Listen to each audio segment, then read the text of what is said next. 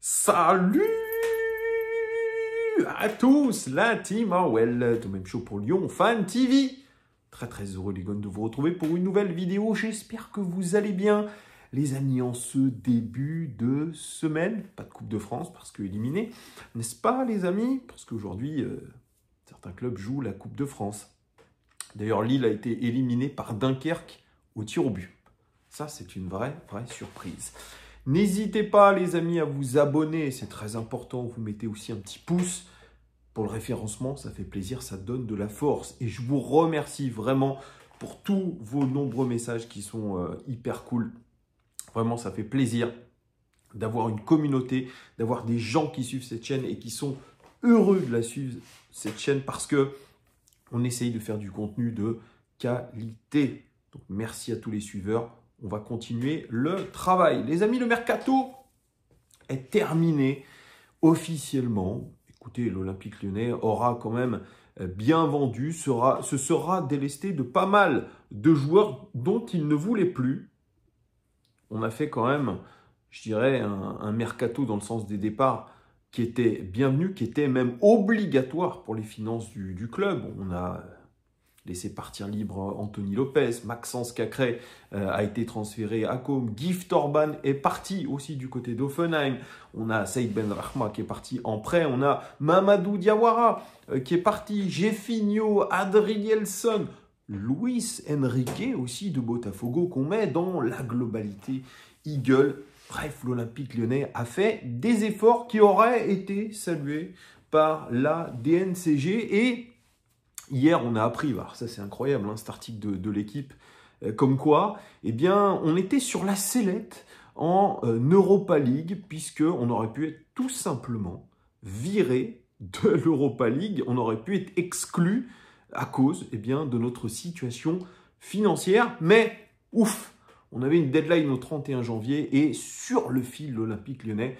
a rassuré l'UEFA sur ses capacités financières et donc, bon, on arrivera quand même à faire ce 8e de finale d'Europa League et l'OL rassure, on sera compétitif sur le plan financier pour les saisons à venir. Alors ça, en plus, dans cet article, on a même appris, je l'ai dit dans ma vidéo d'hier, que certains, je sais pas, c'est pas des dirigeants, mais en tout cas, certains professionnels de l'UEFA se sont déplacés à Lyon pour vérifier les comptes de l'Olympique Lyonnais, ou en tout cas avoir un certain nombre de documents. Et heureusement, on les a rassurés. Mais cet article qui est sorti comme ça sur un cheveu sur la soupe par le journal L'Équipe, je me demande qui a sorti l'information, à qui sert cette information, c'est toujours la même chose. Parce que forcément, ça met encore un petit peu plus de doute dans le projet Eagle, l'argent de John Textor. Est-ce que l'OL va arriver à survivre? Parce que c'est bien ça qui inquiète un petit peu tout le monde. On est encore dans le flou. Je ne sais pas réellement quelle est la situation du club, mais quand on a un warning de la part de l'UEFA, c'est que la situation est quand même très compliquée, plus compliquée qu'on l'imagine et plus compliquée que ce que John Textor ou Laurent Prudhomme veulent bien nous dire. Donc on en saura plus en fin de saison, en juin prochain, le passage devant la DNCG. Mais je pense que ce modèle multipropriété, il fait quand même grincer pas mal de dents, que ce soit chez nous, en France, ou que ce soit au niveau européen. On a du mal à comprendre un petit peu encore les ressorts de ce modèle-là.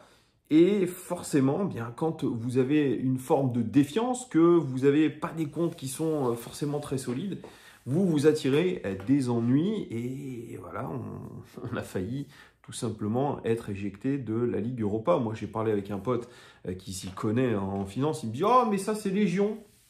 Le fait que les clubs donnent leur compte à la dernière minute, sur la deadline. Bon, il n'était pas plus inquiet que ça, et pour lui, ça reflète rien. Mais en tout cas, cette information-là, je ne l'ai pas vue passer pour d'autres clubs.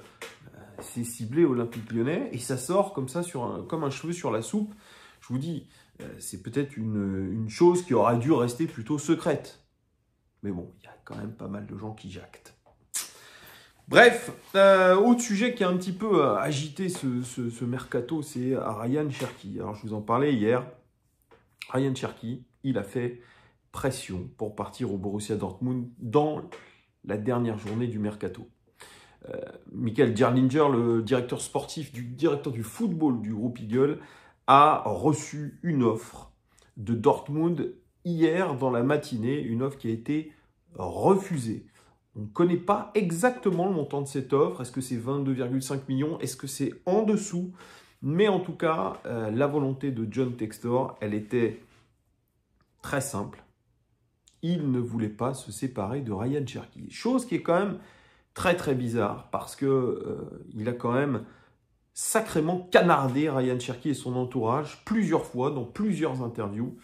Et aujourd'hui, le fait de le bloquer, parce que c'est clairement le bloquer, et je vous expliquerai après, je vous l'ai déjà expliqué, vous avez sûrement dû voir la nouvelle, le fait de bloquer Ryan Cherki, c'est, je pense, une sorte un petit peu de vengeance.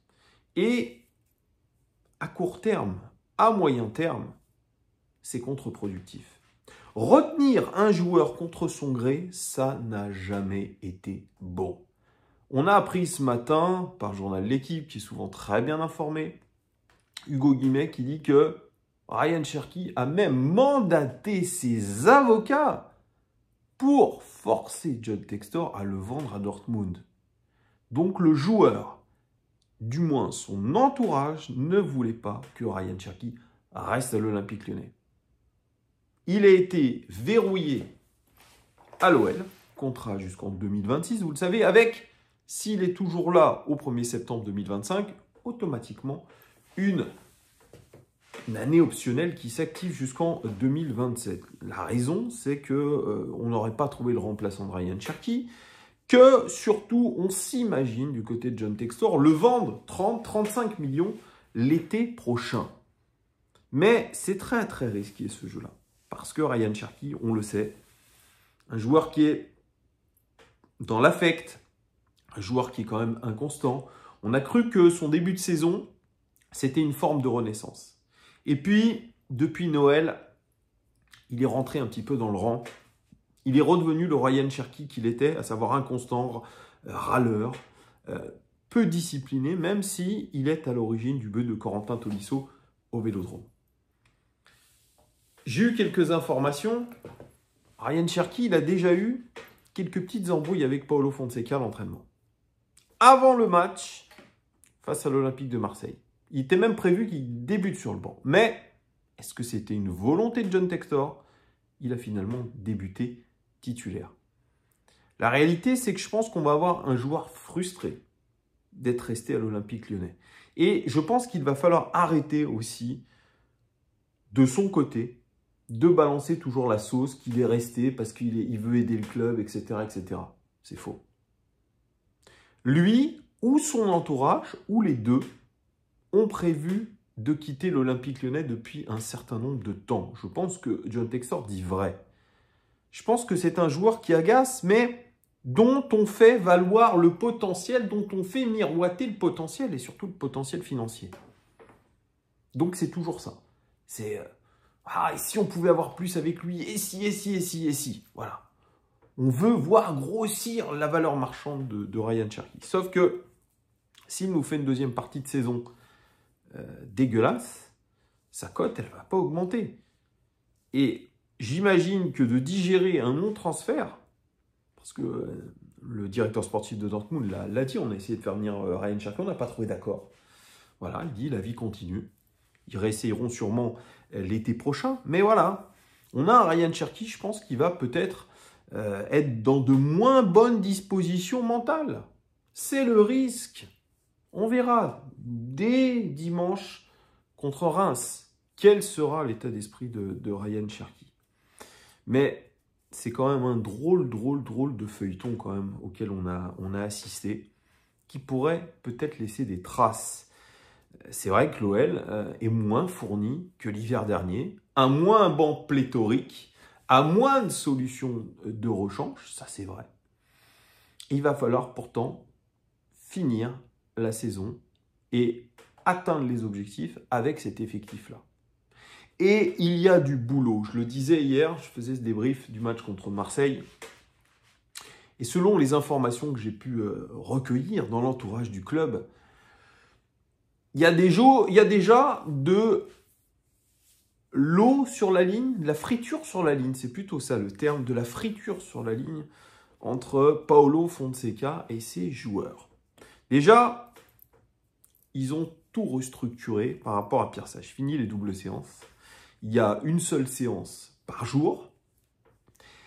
Et ils ont aussi modifié un petit peu le programme des joueurs avant et pendant les entraînements.